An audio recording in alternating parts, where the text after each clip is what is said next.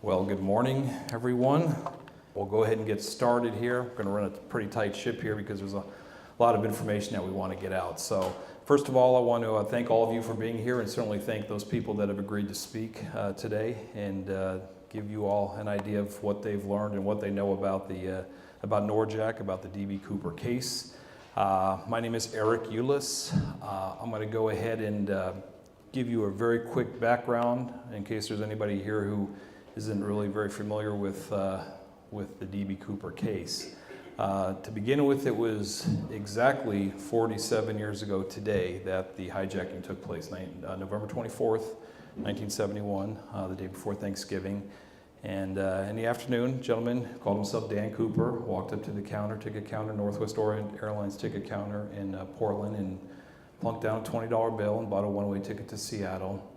On the way up to Seattle, he hijacked the jet by virtue of passing off a note to one of the flight attendants, informing them that he had a bomb in an attaché case. He made some requests, which included $200,000 in cash, and also some other stipulations with respect to how the aircraft was supposed to be dealt with in Seattle once it landed in Seattle.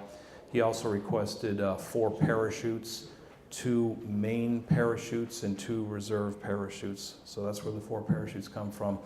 And for those of you who are interested, we have some items up on the table here. The larger parachute, the furthest one away from me, is exactly the same type that Cooper left the jet with. The other parachute, the smaller one here, is similar to the reserve because he left with one of the reserves. There was also one of the Cooper $20 bills that was found on Tina Bar back in 1980 there on the table.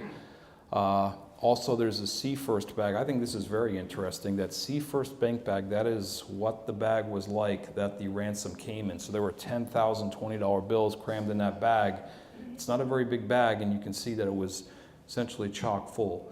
And he had, among other things, asked for the money to be delivered in a knapsack. So when it showed up in a bag like that, he was not very happy because, needless to say, if you jump out of a jet at close to 200 miles an hour with that kind of a bag, you're going to have money all over the place. There's also a 727 flight manual, owner's manual, that describes everything about the 727 airliner.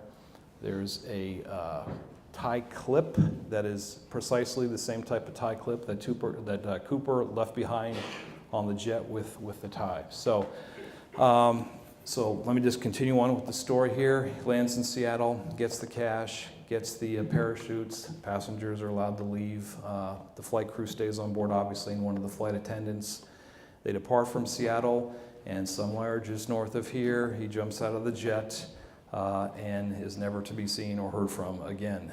And it's been 47 years, as I noted earlier, to this day, and there is very little that we know about Cooper. We don't know where he came from. We don't know his name. Really don't know. We don't know what the guy looks like. Don't know if he lived or died. There's an awful lot that we don't know.